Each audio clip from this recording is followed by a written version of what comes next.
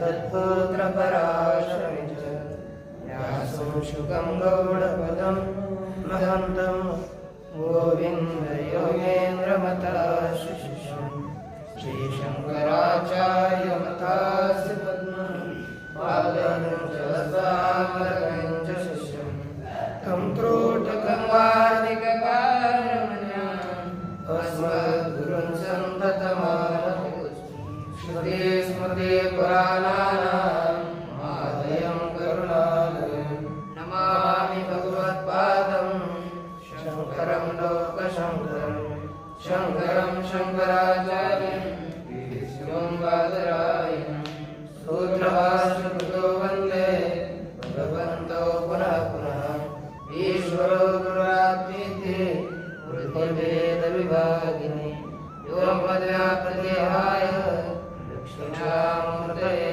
नमः। ॐ भद्रं कर्णेभिर्यजत्राः भद्रं पश्येमाक्षभिर्यजत्राः स्थिरैरङ्गैस्तुष्ट्वागुंस्तुष्टुभिर्विश्वेमदेवहितं यदायुः स्वस्ति न इन्द्रो वृद्धश्रवाः स्वस्ति न पूषा विश्ववेदाः स्वस्ति नस्तार्क्ष्यो अरिष्टनेमिः स्वस्ति नो बृहस्पतिर्दधातु। ॐ शान्ति शान्ति शान्तिः।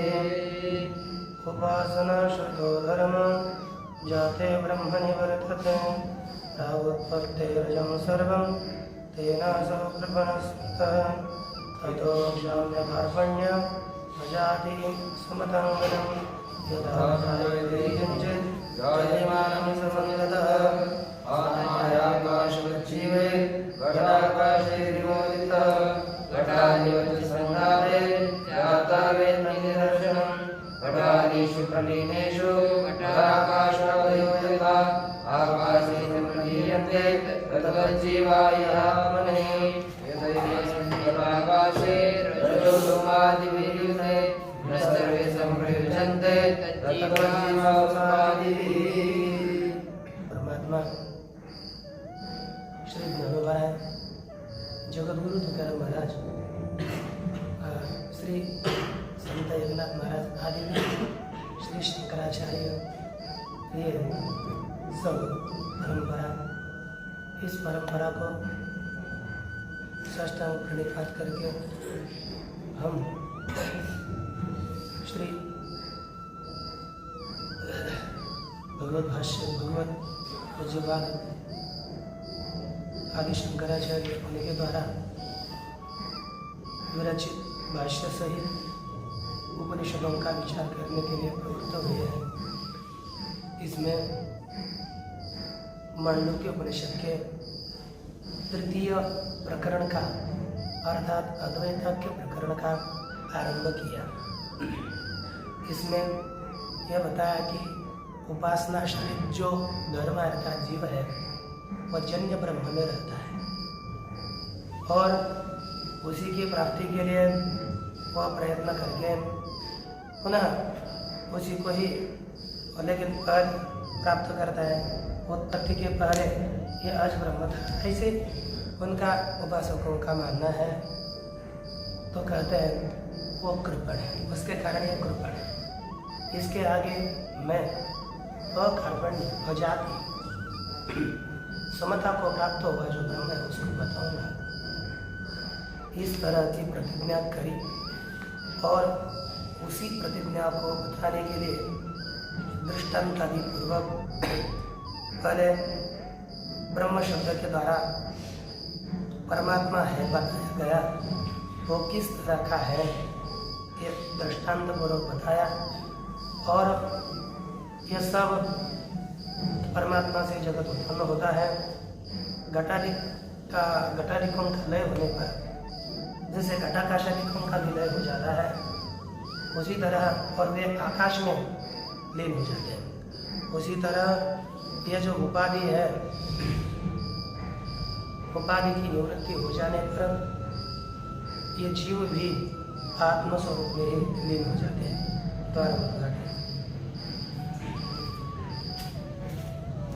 अब उसके बाद यथा जैसे एक ही घटाकाश में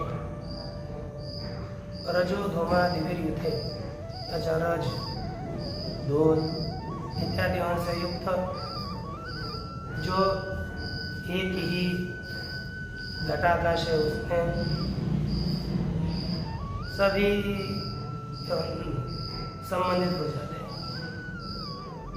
वैसे हम एक ही घटाकाश में धूल धूमादि से युक्त होने पर सभी घटाकाश उनसे वस्तुतः न संप्रयुज्यन्ते, युक्त नहीं होते।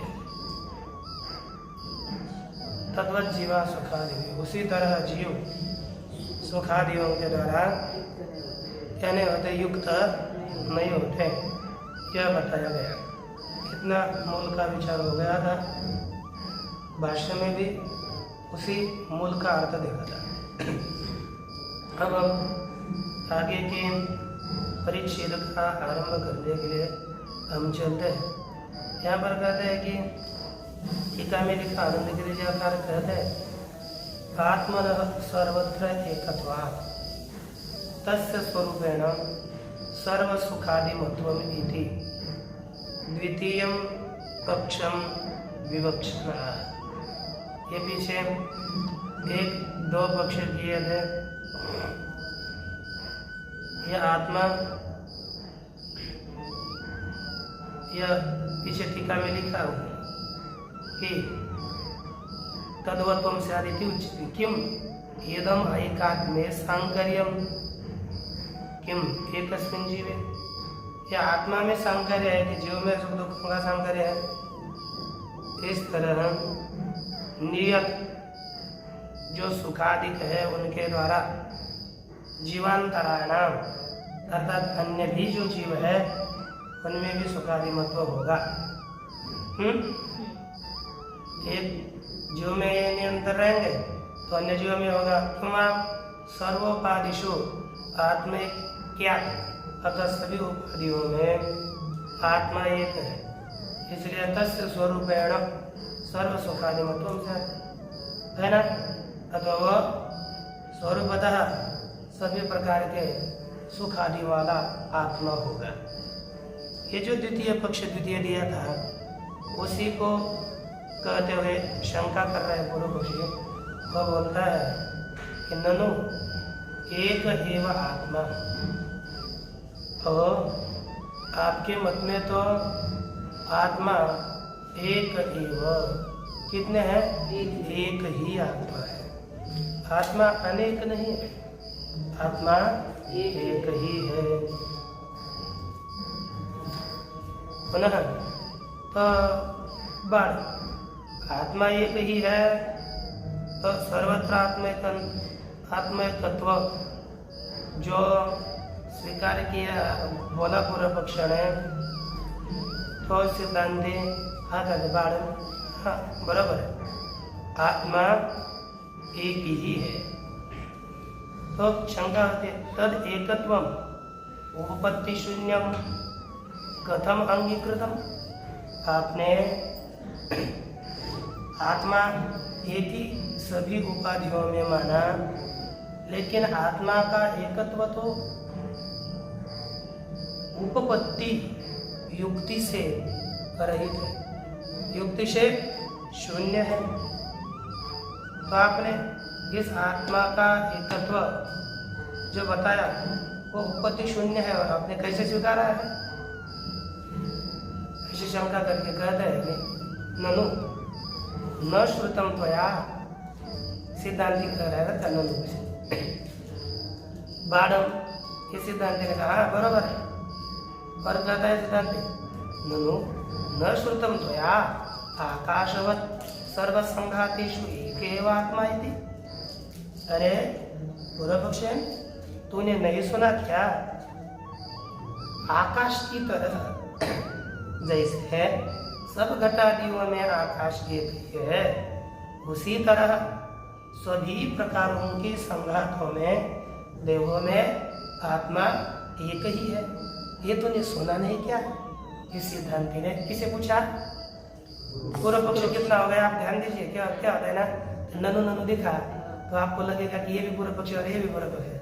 फिर कैसे चल रहा है आगे पता नहीं चल रहा। तो ननु एक एव आत्मा, क्या आत्मा एक ही है? और बोले सिद्धांत उसको स्वीकार करता है, बाढ़ बरोबर। ननु ये वितर्क में दिया हुआ है, ननु ये किसने दिया है? उसके लिए आक्षेप के लिए, अरे न श्रुतम त्वया, तूने आकाश की तरह सब संघातों में एक ही आत्मा है, यह नहीं सुना क्या? इस तरह से सिद्धांति ने बताया। तब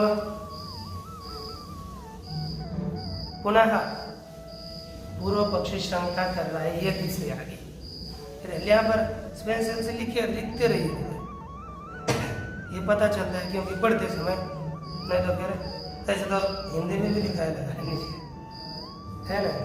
तो देखिए क्या कहते हैं, कि ननु यदि एक एव यदि एक ही आत्मा है तरी, अर्थात तो यदि एक ही आत्मा है तो सर्वत्र सुखी दुखी जैसा सब जगह पर एक सुखी होगा अथवा दुखी होगा, है कि नहीं?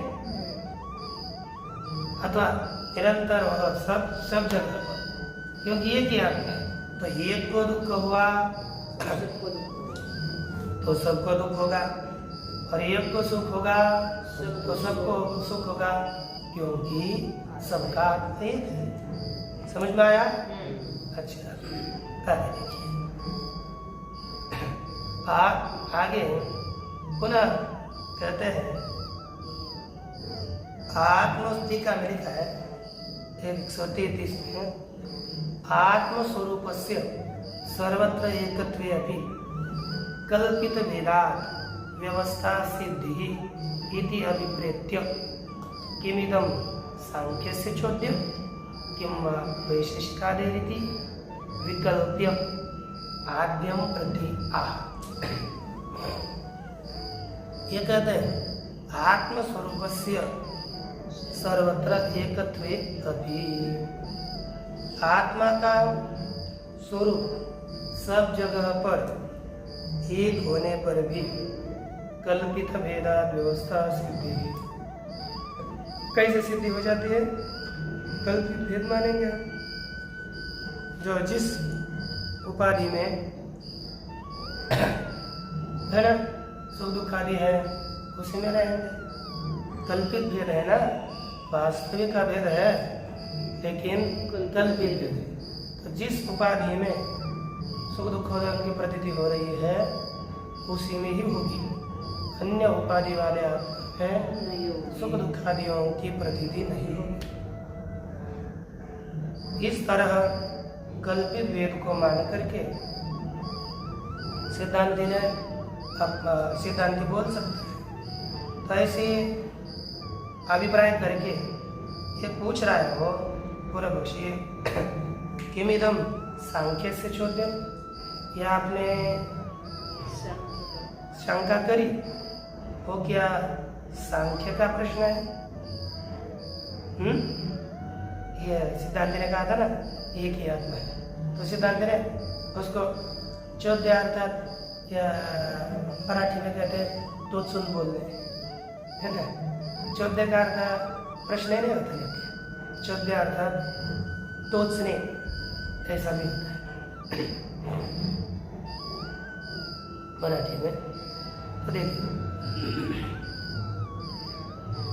इसलिए ये सांख्य का है अथवा वैशेषिकादिकों का है, ऐसा विकल्प करके यदि सांख्य का होगा तो बोलते हैं न चेदम सांख्य चौद्यम संभवति। यह सांख्य का भी चौद्य प्रश्न शंका ठीक नहीं होगी। क्यों? सांख्य की नहीं हो सकती? क्यों नहीं हो सकती? कहते नहीं, सांख्य आत्मन सुखादिमत्वम इच्छते। जो ने शंका की, फिर सांख्य की भी शंका नहीं होगी, क्योंकि सांख्य आत्मा को सुखादिमान मानता ही नहीं है। क्या नहीं मानता? सुखादिमान नहीं मानता, ठीक है ना। ये लिखा नहीं सांख्यात्मन सुखादिमत्वम इच्छति और न च क्या बुद्धि समवायाभ्युपगमात् सुख दुखादीनाम, क्योंकि सांख्यों ने सुख दुखादि किसमें माने हैं? सब बुद्धि के धर्म में। बुद्धि समवायाभ्युपगमात्, बुद्धि में समवाय स्वीकार किए जाने से किनका? सुख दुखादियों का, सुख दुखादियों का सांख्यों ने बुद्धि में समवाय माना है, बुद्धि में संबंध माना है। उनका आत्मा में सुख दुख मानने का कोई इरादा नहीं, माना ही नहीं। आत्मा सुख दुख से रहित है, यह सांख्य का मान, इसलिए सांख्य के तरह से नहीं बनेगा। अच्छा, तो दूसरा सच कोई कह रहे किंच एकात्म्यम दोषयता सांख्येन तद्भेदो अभ्युपगम्यते सच न अभ्युपगन्तुं शक्यते तन्माना भाव। आगे लिख रहे हैं कि न च उपलब्धि स्वरूपस्य आत्मनो भेद कल्पनायां प्रमाणम अस्ति। सांख्य ने तो आत्मा का भेद माना है कि नहीं? सांख्य ने आत्मा का भेद तो माना है, लेकिन उस भेद को मानने में कोई प्रमाण नहीं है क्या? सांख्य ने जो भेद माना है उसके लिए कोई उपलब्धि स्वरूप आत्मा, क्योंकि उन्होंने माना है इस आत्मा में भेद मानने में कोई प्रमाण नहीं। भेदाभावे प्रधानस्य पारर्थ्यानुपपत्ति कृति चेत, यह सब कुछ सिद्धांत उसको समझा है कि नहीं? सिद्धांत बोलता है कि महाराज ये तो भेदाभावे, यदि भेद न होने पर प्रधान दूसरे के लिए है, ये सिद्ध ही नहीं होगा। तो दूसरा कोई चाहिए ना, है ना? प्रधान दूसरे के लिए है, क्योंकि क्या लिखा हुआ है? प्रधान किसी को भोग देती है और किसी को मोक्ष। ये देते हुए यहाँ पर पुरुष विशेष अर्थात पुरुषों का भेद, किसी को मुक्ति देती है और किसी को भोग देती है। तो किसी को मुक्ति किसी को भोग, यदि इस तरह से सांख्य का प्रदान करता है तो किसी को किसी के लिए दो होने चाहिए ना, भेद होना चाहिए, तभी प्रकृति किसी को सुख किसी को दुख देती है, भोग और किसी को मोक्ष देती है, यह कहना पड़ेगा। इसलिए सांख्य के मत में इसलिए कहा भेदाभावे प्रधानस्य। कोई कहेगा, पूरा पक्षी कहता है अरे भेदाभाव होने पर प्रधान दूसरों के लिए है, ये हमने बताया वो सिद्ध नहीं होगा। तो उसके उत्तर में कहा जाता है,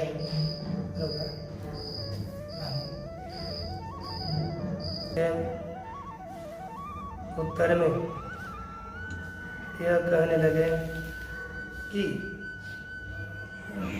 प्रधानकृतस्य अर्थस्य आत्मनि असमवाय, जो प्रधानजन्य कौन है? अर्थ है, और प्रधानकृत अर्थ आत्मा में वो समवाय संबंध से नहीं रह सकता। यह सुख दुख को प्रधान कहते हैं, ये ठीक है, लेकिन प्रधान के जो सुख दुख आदि है वह आत्मा में नहीं हो सकते हैं। अब यहाँ पर क्रमशः हम लोग यहाँ पर देंगे, कहते कि टीका देखिए, पहले टीका पूर्वक थोड़ा विचार दे दे।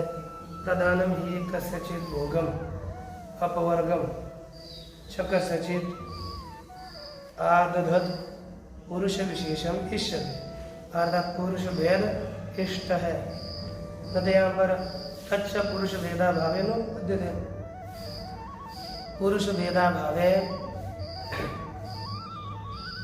प्रकृते है भोगा वर्ग दानत्वम नोपपद्यते।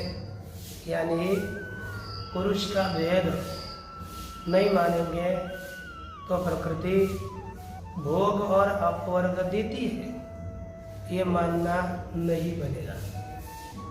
यह कब बनेगा? यदि पुरुष का भेद मानेंगे तब। इसीलिए पुरुष प्रकृति पुरुष को भोग और अपवर्ग देती है। प्रकृति पुरुष को भोग और अपवर्ग देती है। इस विधान से पुरुष में भेद सिद्ध होता है। यह उनका कहना है। तेना अर्थापत्या, उस अर्थापत्ति से क्या हो गया? पुरुष भेद सिद्ध्यति इति शंकते भेदा भावे पारार्थापत्ति से यहाँ पर बताए। भेद का अभाव होने पर यह प्रधान दूसरे के लिए है, यह सिद्ध नहीं होगा। इतना कहा तो उसको उत्तर देते हुए कहते हैं कि अर्थापत्य है अनुदयम वदन उत्तरम आह। अर्थापत्ति का अनुदय अर्थात उदय अर्थात उत्पत्ति, अनुदय उत्पत्ति का अभाव बताते हुए उत्तर बताने जा रहे हैं। कहते प्रधान प्रकृतस्य अर्थस्य आत्मनि असमवायात्। प्रधानजन्य जो अर्थ है, पुरुषार्थ है। अर्थ शब्द का क्या है? पुरुषार्थ। भोग देना भी एक पुरुषार्थ है और मोक्ष देना भी पुरुषार्थ है। इसलिए क्या रखना कभी भी अर्थ ने तो प्रयोजन बोलते रहते हैं। प्रधान कृतस्य प्रधानजन्यस्य अर्थस्य पुरुषार्थस्य आत्मनि असमवायात्। वह आत्मा में नहीं रह सकता, उसका समवाय संबंध नहीं होता। ये जो संक्षिप्त वाक्य है उसी का विवरण यदि इत्यादि पद से आगे करने जा रहे। कहते यदि ही प्रधान कृतो बंधो मोक्षो वा अर्थ पुरुषेषु भेदेन समवयति। यदि प्रधानकृत अर्थात प्रधानजन्य बंध मोक्षो वा अर्थ प्रधानजन्य बंध अथवा प्रधानजन्य मोक्ष रूपी प्रयोजन, ये भी प्रयोजन पुरुषेषु भेदेन समवयति। यदि पुरुषों में भेद से अर्थात अलग अलग रीति से पुरुषों में समवाय संबंध से रहेगा। भेद पूर्वक अन्य पुरुषों में यदि भोग, एक में वो बंध और दूसरे में मोक्ष, ये भेद पूर्वक समवाय संबंध से रहता है। यदि ऐसा ये कहोगे ततः तो प्रधानस्य पारार्थ्यम आत्मैकत्वे नोपपद्यते इति युक्ता पुरुष भेद कल्पना। लेकिन एक तो भेद से ही प्रकृति अन्य के साथ संबंध करते हैं तो क्या होता? प्रधानस्य पारार्थ्यम आत्मैकत्वे नोपपद्यते।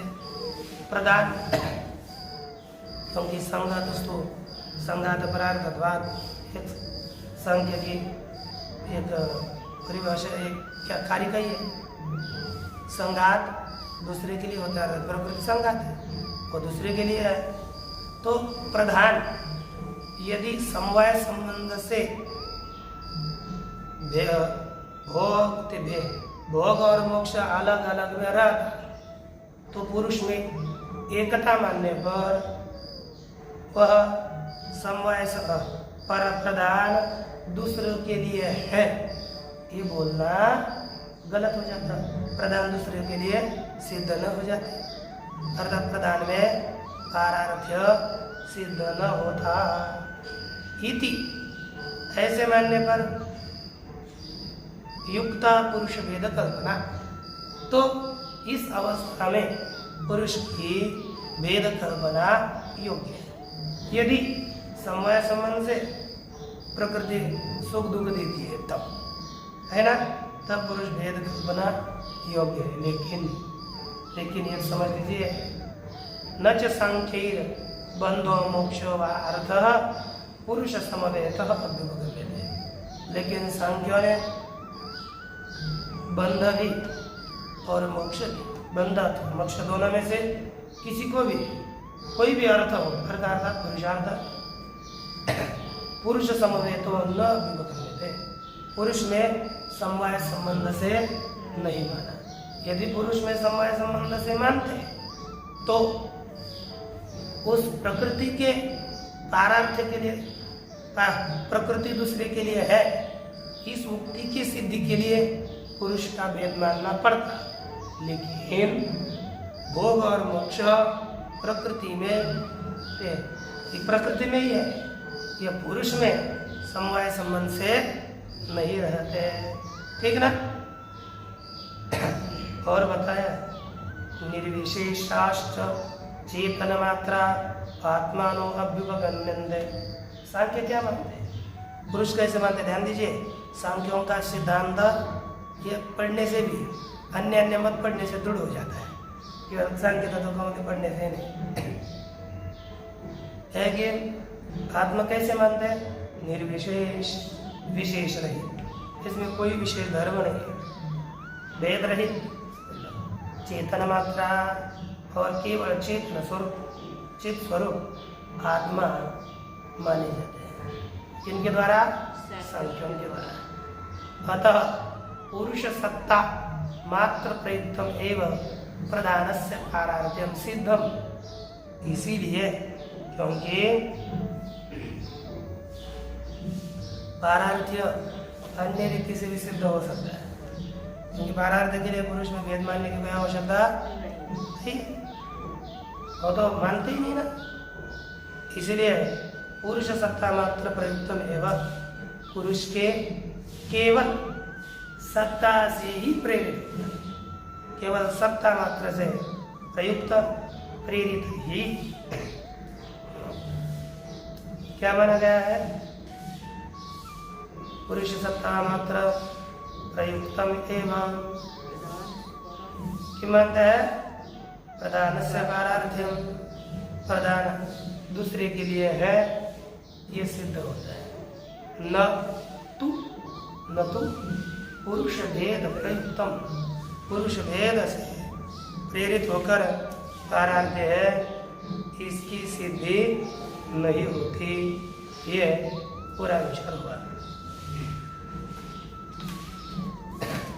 और ये पूछ रहे सिद्धांत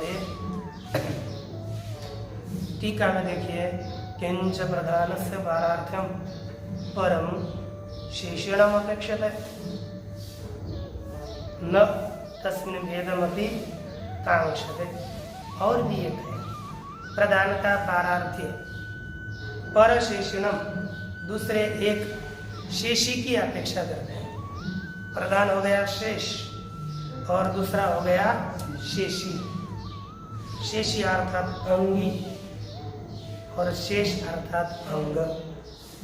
शेषी अर्थात मुख्य और शेष अर्थात अमुख्य गौ, ये कहता है। इसलिए पुरुष के भेद के प्रधान का पारार्थ्य दूसरे केवल शेषी की अपेक्षा करता है, मुख्य की अपेक्षा करता है। तस्मिन् शेषिणी, तस्मिन् अर्थात शेषिणी भेदमपि न कांक्षते, उस शेषी में भेद की भी आकांक्षा नहीं करता प्रधान। ध्यान में है कि नहीं, केवल दूसरा व्यक्ति होना चाहिए, वो अलग अलग ही होना चाहिए इसका, ठीक है ना। अतो अन्यथा अपि उत्पत्ति रीति आह। इसलिए ये अन्य रीति से भी प्रधानता पारार्थ्य उपपत्ति अर्थात सिद्ध होता है। इस तरह से भाष्य में कहा, अतः पुरुष भेद कल्पनायाम न प्रधान पारार्थ्यम हेतु। पुरुष के वेद के कल्पना में अर्थात पुरुष भिन्न भिन्न है, अलग अलग है, इस तरह की कल्पना करने में प्रधान पर के लिए है, अन्य के लिए है, यह मानना कारण नहीं है।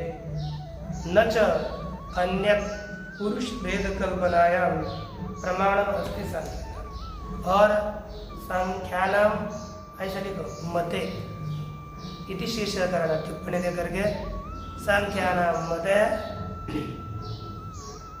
पुरुष भेद कल्पनायाम अन्य प्रमाणम न अस्ति। ठीक ना।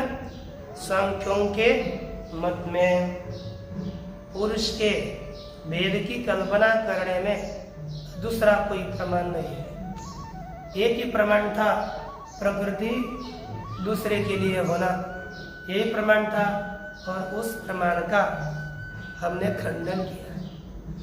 अर्थात प्रकृति दूसरे के लिए है, इतनी मात्र से भेद कैसे सिद्ध होगा? इस तरह से सिद्धांत ने उसको उत्तर दिया। इसीलिए प्रकृति दूसरे के लिए है, ये प्रमाण नहीं हो सकता। और दूसरा भी सांख्यों के मत में पुरुष के भेद की कल्पना में कोई प्रमाण नहीं है। सांख्यानाम मते ऊपर लिख रहे सांख्यानाम, उसके आगे एक नंबर टिप्पणी ऊपर लिख करके मते इति शेषः ऐसा लिख रहे। अच्छा, परसत्ता मात्रमेव चैतन निमित्तीकृत्य स्वयं बद्धते मुच्यते च प्रधान। क्या हो रहा है फिर? क्या होता है ना? सिद्धांत कहता है, अरे सुनो, नीचे लिखा है न केवलम प्रमाण शून्य भेद कल्पना किंतु प्रयोजन शून्य। सिद्धांत कह रहे प्रमाण रहित है भेद कल्पना, इतना ही नहीं हमने कहा, अरे फल रहित भी है। पुरुष में भेद मानने से कोई फल सिद्ध भी नहीं होता। ऐसे कहते हैं परसत्ता मात्रम एव च एतत् निमित्तीकृत्य। परसत्ता मात्रम एव च एतत् निमित्तीकृत्य, और केवल च का अर्थ पहले लेना पड़ेगा, और केवल दूसरे की सत्ता को ही, केवल इसी को, एतत् अर्थात परसत्ता मात्र, केवल परसत्ता उसी को ही निमित्त मान करके, है ना? कौन किसका? चैतन्य की जो सत्ता है उसी सत्ता को अपना हेतु माना, और उस सत्ता को हेतु मान करके स्वयं बद्धते मुच्यते च प्रधानम। प्रधान स्वयं बद्ध होता है और स्वयं मुक्त होता है, न पुरुष बद्ध होता है और न पुरुष मुक्त होता है। अच्छा, एक शंका होती है, टीका लिखिए, ननु न पुरुष सत्ता मात्रम निमित्तीकृत्य प्रधानम प्रवर्तते। केवल पुरुष सत्ता मात्रम निमित्तीकृत्य प्रधानम न प्रवर्तते। केवल पुरुष की जो सत्ता है उस सत्ता को मान करके प्रधान प्रवृत्त नहीं होता। फिर क्यों प्रवृत्त होता है? किंतु और पक्ष कहता है ईश्वराधिष्ठितम इति शेश्वरवादी मतम आशंक्य। अरे केवल पुरुष का आश्रय करके प्रधान प्रवृत्त नहीं होता, किंतु ईश्वराधिष्ठित ही प्रधान प्रवृत्त होता है ना? ईश्वर ने जिसका आश्रय किया है, ऐसी जो प्रधान है उसको वही प्रधान प्रवृत्त होता है। ऐसे शेश्वरवादी मत को लेकर के ये, अब वैसे तो सांख्य एक शेश्वर सांख्य और निरीश्वर सांख्य, जैसे दो सांख्य माने जाते हैं उसका विचार देखना पड़ेगा। सांख्य तो निरीश्वर मात्रवादी प्रसिद्ध है और योगी को शेश्वरवादी माना जाता है। योगी को शेश्वरवादी, जो योगी होता है वह शेश्वरवादी होता है, ईश्वर को मानने वाला। तो ये एक मत है। तो शेश्वरवादी मत को लेकर के इससे आशंका करके तस्यापि पुरुषत्वा विशेषात् उपलब्धि मात्रत्वम विपत्या, उसमें भी केवल पुरुषत्वा विशेषात्, पुरुष में भेद न होने पर उपलब्धि, भेद न मान करके उपलब्ध मात्र होना, केवल सत्ता मात्र होना, यही यहाँ पर बताने जा रहे हैं। कहते हैं कि परश्च उपलब्धि मात्र सत्ता स्वरूपेण प्रधान प्रवृत्तौ हेतु न केनचित् विशेषेण, पर अर्थात ईश्वर भी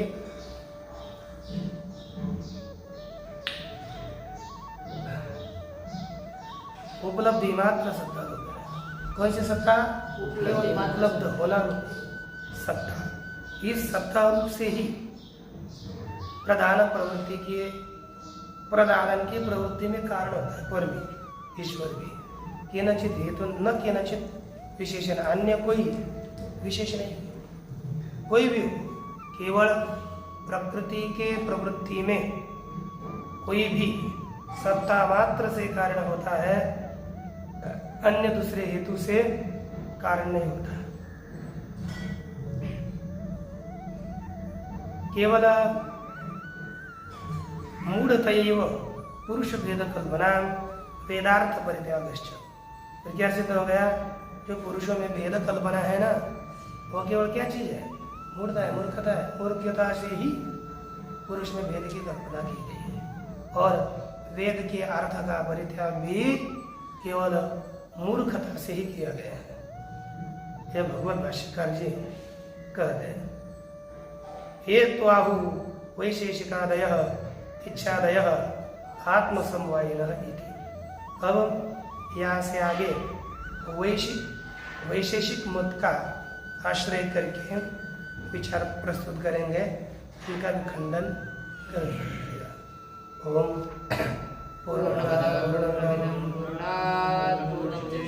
पूर्णस्य पूर्णमादाय पूर्णमेवावशिष्यते। ओम शांति शांति।